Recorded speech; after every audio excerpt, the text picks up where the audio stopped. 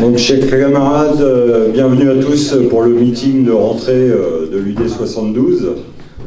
Donc déjà, un grand merci à nos partenaires qui sont dans le hall d'accueil. Donc la Massif, le groupe Legrand, le groupe Vive. Donc n'hésitez pas à aller les voir, ça serait sympa donc, de discuter avec eux, puisqu'ils sont là aussi pour nous soutenir et donner de la documentation.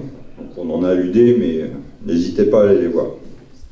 Donc on a la chance aujourd'hui d'avoir Patrick, donc, secrétaire confédéral et plus particulièrement trésorier général de la Confédération. Donc je vous propose que ce soit lui le président, bien entendu, et qu'on prenne un format questions-réponses. Alors déjà, depuis le congrès, malheureusement, on a perdu des camarades.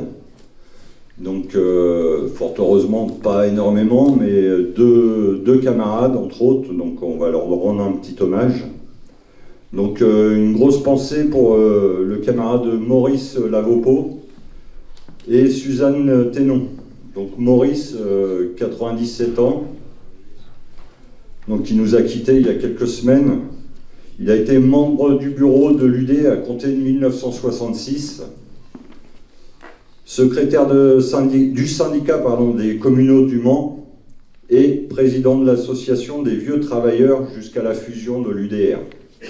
Et c'était toujours un bonheur de discuter avec lui, puisque il y a l'histoire de l'UD. Alors moi je ne suis pas natif du Mans, mais on a eu quelques discussions et c'était toujours un bonheur, il avait toujours la joie. Durant toute sa vie active au sein de la MSA, Suzanne a donné beaucoup de temps pour le FO et notre UD.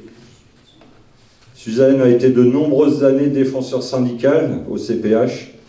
Ensuite, elle a été très très active pour la FOC. Patrick. Oui, mes camarades, si vous voulez bien vous lever.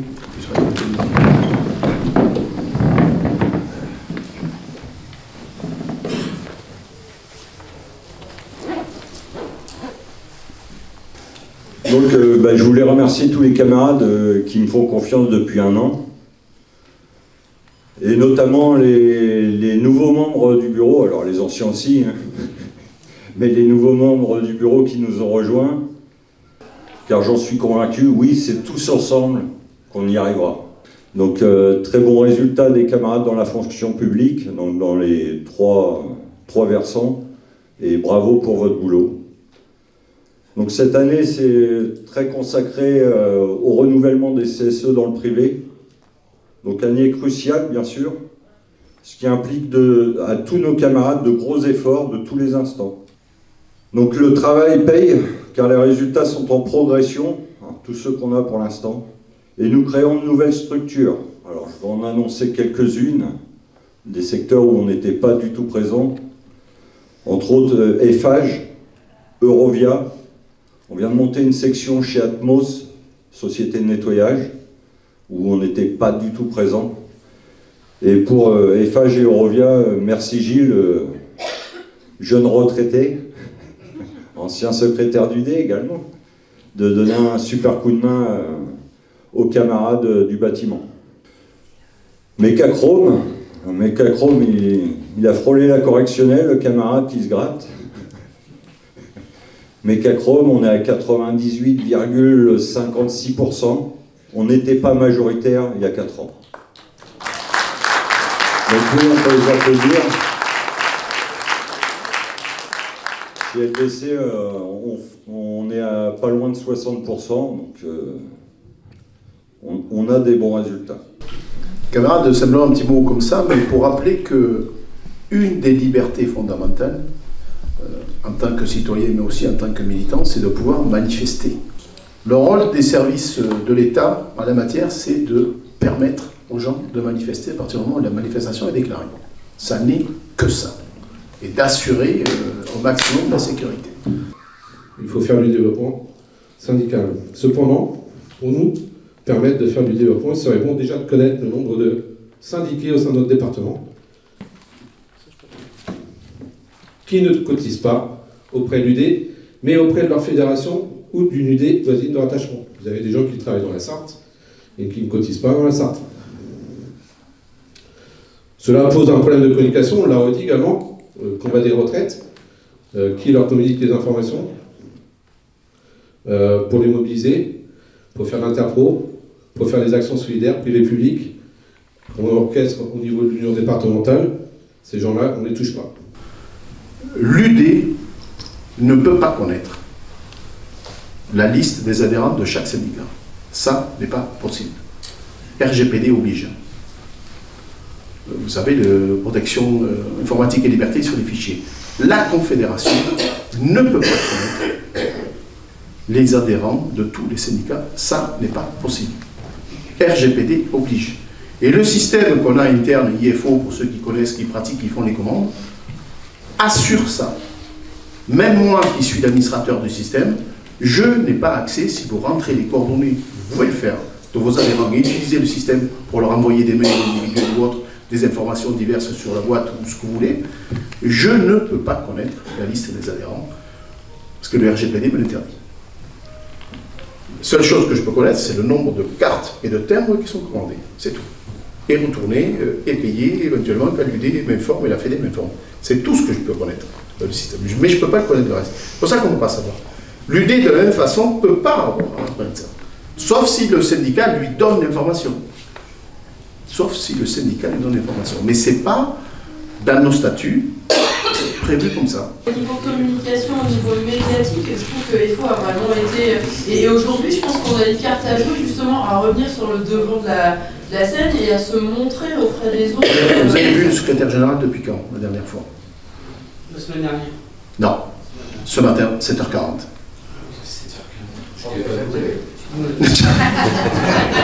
Eh oui! 7h40 ou 23h. Non. Il faut faire le 13h. Non, mais non, c'est pas le 13h, t'es pas invité. Il n'y a personne qui est invité sur le 13h. C'est pas 20h. Il n'y a pas 13... D'abord, mes camarades.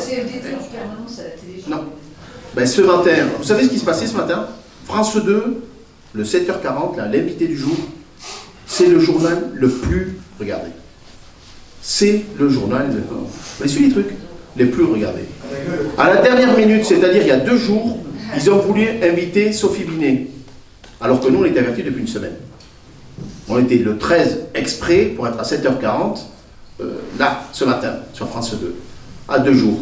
On est remonté jusqu'à la patronne de France 2, et si ça se passe comme ça, vous allez avoir le bordel dans votre rédaction. On est majoritaire dans la rédaction de France 2. Sachez-le. Mais les journalistes dans la rédaction, ils ne peuvent pas faire contre le patron du système. Hein. Voilà. C'est aussi ça. Donc, regarde. Alors, quand tu dis que les messages ne sont pas vus, ça fait partie des choses, des communiqués, ou les passages sur les médias, on ne peut pas dire qu'on ne les balance pas quand même. Ils y sont tous les jours. Les passages dans la presse ou autres, ils y sont tous les jours. Vous ne faites pas, avec la presse audiovisuelle ou autre, ce que vous voulez. Vous pourrez chanter tout le temps, les autres ils passent plus que nous. 1, c'est pas forcément aussi vrai que vous le pensez, premièrement. 2, vous n'imposez pas à une télévision de dire tu m'invites. Ça n'est pas comme ça que ça. Mais ça veut bien dire aussi quelque chose. Ça n'est pas comme ça. Si, ça veut dire une chose. Si, mais ça veut dire quelque chose. Je suis désolée, pendant un mouvement sur la réforme des retraites, quand tu voyais Binet à la télé à 21h ou à 20h30, enfin je veux dire, les gens sont quand même devant leur télé à cette heure-là. À 23h, il y a nettement moins de monde. Quand tu vois Frédéric Souillot passer sur BFM. À 23h, il est passé quelques fois. Moi, j'ai fait du CNews. Donc on est d'accord. Enfin, je veux dire, la lisibilité et l'image que ça renvoie, c'est quand même pas la même chose. Oui, mais je te dis, le journal le plus vu, c'est celui que je t'ai dit. Peut-être celui de 7h40, ok. C'est celui qui est le plus vu. Par contre, faut voir ce qu'on avait aussi en face quand même. Hein. Le matraquage gouvernemental, c'est eux qui ont les manettes quand même, hein, sur les médias. C'est ça l'enjeu. Si tu dis, je veux monter sur Paris, 1, les choses ne se décrètent pas comme ça. 2, ça s'organise, je le dis, ça s'organise. Ça veut dire que tu es mobilisé les camarades, mais que l'intégralité des camarades se pointe, parce que c'est ça qui veut dire. Première grosse manifestation qu'on a fait sur les retraites en 2019, au mois de septembre, bien avant. On était seuls à être montés. On était seuls à être montés. Parce que vous y étiez forcément, certainement, probablement. Où on arrivait place d'Enfer Rochereau, je crois, de mémoire. Oui. Mais c'était bien monté sur Paris, sur le truc. Oui. Tu sais combien de participants? 20 000. 20 000.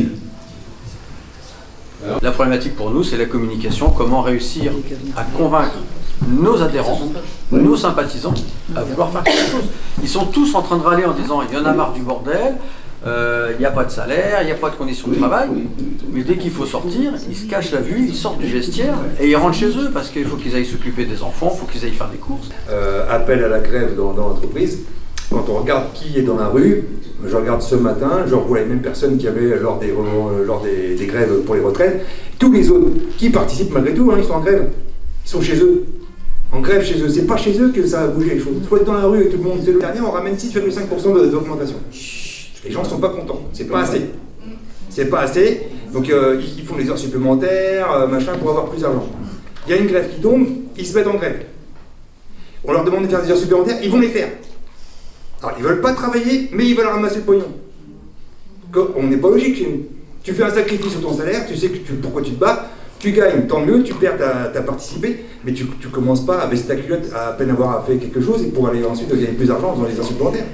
Que ça soit au niveau départemental, au niveau national, il est évident, avec la meilleure volonté du monde, on peut décréter qu'il faut qu'on y aille, qu'il faut qu'on se batte, on appelle à la grève. Allons-y, formez vos comités de grève, etc., etc. On donne toute la mesure du combat. Ça ne suffira pas forcément. Il y a actuellement la Coupe du Monde de rugby. Vous avez vu le match d'ouverture? Il avait prévu 16 à 18 minutes d'intervention. Il en a fait combien? 4. Mais les sifflets qu'il y a eu, c'est parti tout seul dans les 80 000 présents. À quand la sortie des faux de l'intersyndicale? Demain. Merci mes camarades, mais j'ai un train et si je veux essayer de ne pas le rater.